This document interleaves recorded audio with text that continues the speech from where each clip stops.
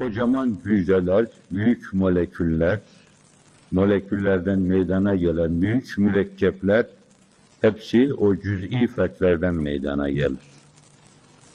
Her şey onunla başlamıştır. Yokluğun bağrında varlık adına atılan tohum öyle bir ev, bir hücre veya bir fert gibidir evvela.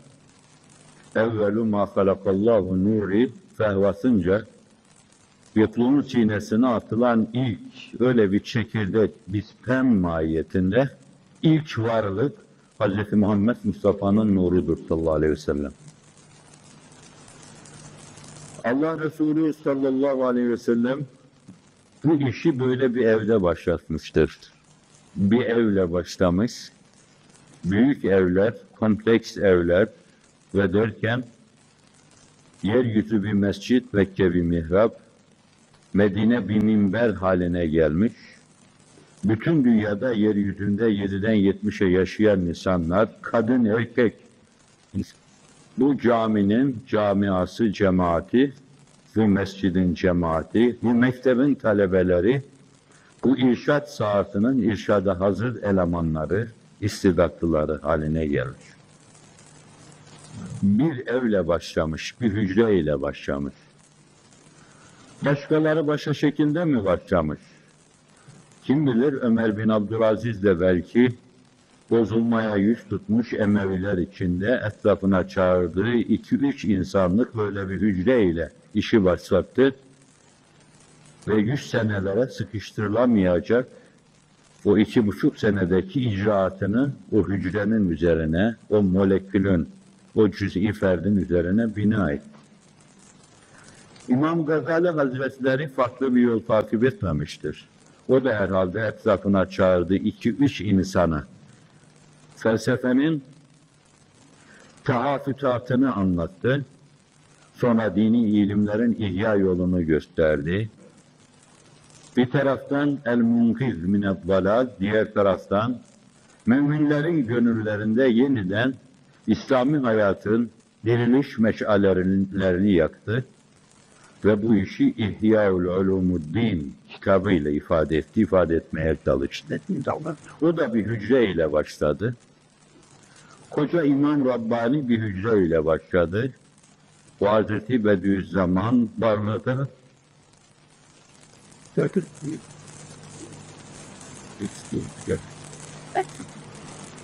ya bir ağacın başında veya altında küçük bir kulübede bu işi sizin evleriniz gibi böyle mini bir hücreyle başlar. Bir kulübecikle başlamıştır en büyük davalar. Şu kocaman varlık nasıl bir parçacık buradan meydana gelmiş? Galaksiler, sistemler, güneş sistemi, arzlar, küre arz, bitine kanadı kadar kalır. Ama işin mebdeğine giderseniz çok mini bir parçacık vardır. O da ya aklı evvel Hz. Muhammed Mustafa'nın nizami yanı veyahut da ruhi külli Hz. Muhammed Mustafa bütün varlığa nübüvvetini neşretmekle silayet edince her şey manalı bir kitap, mana ifade eden bir meşher ve varlık abesiyetten çıkmış mana kazanmıştır. Ve en son bizi alakadar eden Kur'an-ı Kerim'den Nur suresindeki fi biyutin ezinallahu en turfa ve yuzkara fiha ismuhu yusebbihu lehu fiha bil gudu vel asal ayetiyle çok irtibatlandırdım. Çok yakın bir münasebeti olduğunu zannettiğim, beğenmezseniz sizin hesabınıza vehmettiğim de diyebilirim. Ayetiyle ifade edilen bu evler bir yönüyle denebilir ki Müslümanlığın yeniden duyurulmasının minare şerefeleri. Çünkü o zat kendisini anlatırken dahi o evlerde 14. asrın Asr-ı Salüs-i Aşrın minaresinin başında durmuş sureten medeni sireten geri insanları camiye davet ediyor. Bir minarenin başına çıkıp ellerini kulaklarına koyup bağırmamıştır. O barladaki evden sesini insanlığa duyurmaya çalışmıştı. Onun minaresi adeta barlaydı. O minarenin şerefesi de onun hala bugün önünde salım salım salınan o çınar ağacının yanındaki mübarek hanesiydi. İbnül Erkam'ın evi manasında, Allah Resulü'nün saadet hanesi manasında, Gazalilerden geriye kalan, İmam-ı Rabbanilerden geriye kalan, her yanıyla nuraniyet ifade eden, gerçekten şerefimizi kurtaracak bir minare şerefesiydi. Hususiyetleri vardı. O evinde, İbn Erkam'ın evinin de hususiyeti vardı. Bu evler insanlık yanlarından ötürü meydana gelen boşluklar hesabına dolabilecekleri evler. İsterseniz Frenkçi ifadesiyle bu evlere şarj evleri denebilir. Bak, bu evlerde dolunur, bu evlerde metafizik gerilime geçilir. Bu evlerde planlar, projeler üretilir. Ve bu evlerde yetişen yüreği pek, imanı pek, veya onun sözüyle diyelim, hakiki imanı elde etmiş adam, kainata meydan okuyan adamlar bu evlerde yetişirler. Ve bunlar dünyanın fethine açılırlar. Dünyanın fethi, at üstünde, elde kılıç, sırtta sadak değil. Evde Kur'an, bir elde Kur'an, bir elde mantık, insanların gönüllerine girmeye çalışırlar. Allah'ın kendilerine varitler olarak verdiği şeyleri, onlar da başkalarının sinelerine boşaltmaya çalışırlar. Bu evler bir doldurma ve boşaltma yerleri. İnsanlar burada dolar ve sonra gider boşluklara boşalırlar. Boşalmış sinelere, boşalmış dimalara, boşalmış duygulara, boşalmış düşüncelere ve boşalmış vicdanlara. Yolsuz, yöntemsiz, sağa sola, değişik cazibe merkezlerine göre gelip giden şabloncu nesilleri mamur hale getirmek, donatmak için adeta tezgah gibi işler bu evler. Bir medrese gibi işler, bir mektep gibi işler. Hususiyle her şeyin kapandığı, bütün kapılara kilit vurulduğu bir dönemde bu evler geçmişte olan misyonlarından daha büyük misyon yüklenirler. Çünkü geçmişte bu evlerin yaptığı vazifelerin bazılarını medrese yapar, bazılarını mektep yapar, bazılarını tekke yapar, bazılarını zaviye yapar. Gel gör ki bu evlerin temeline harcatıldığı zaman, dünyanın o dönem itibariyle en şereflerinden birisinin kutlu eliyle harcatıldığı zaman, medrese taaddül etmişti, artık medrese yoktu. Mektep misyonundan uzaklaştırılmıştı, tekkenin kapısına kilit vurulmuştu, zaviyenin kapısının arkasına tür sürülmüştü. O kapıları açmak, o kapılardan içeriye girmek mümkün değildi. Bütün bu büyük misyonları, bu çok ağır vazife ve mükellefiyetleri bu evler götürecekti. Bütün bu işler ona düşüyordu.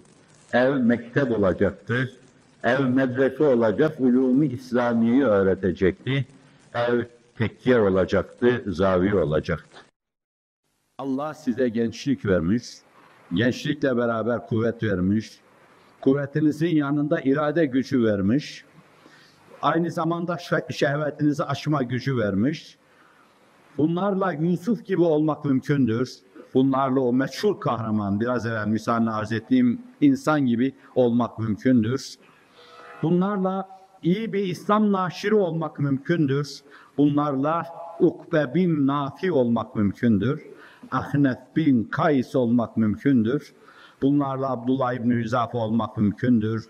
Bunlarla Sehib-i Rumi olmak, bunlarla Musab İbni Umeyr olmak mümkündür.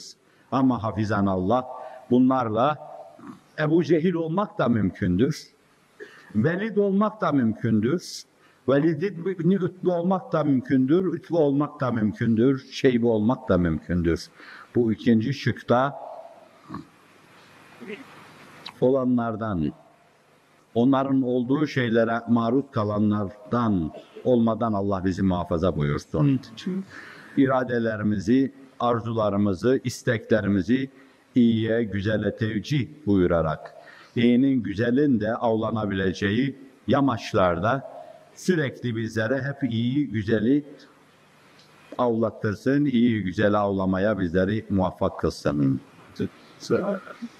Yolların çok tehlikeli olduğu, köşe başlarını gulyabanilerin tuttuğu, şehvetimizin bir yerde bizim için tuzaklar kurduğu, inadımızın bir yerde bizim için ağlar gerdiği, haset ve kıskançlıklarımızın bir yerde bizim için komplolar hazırladığı bir yolda yürürken her zaman trafik kazası bizim için söz konusudur.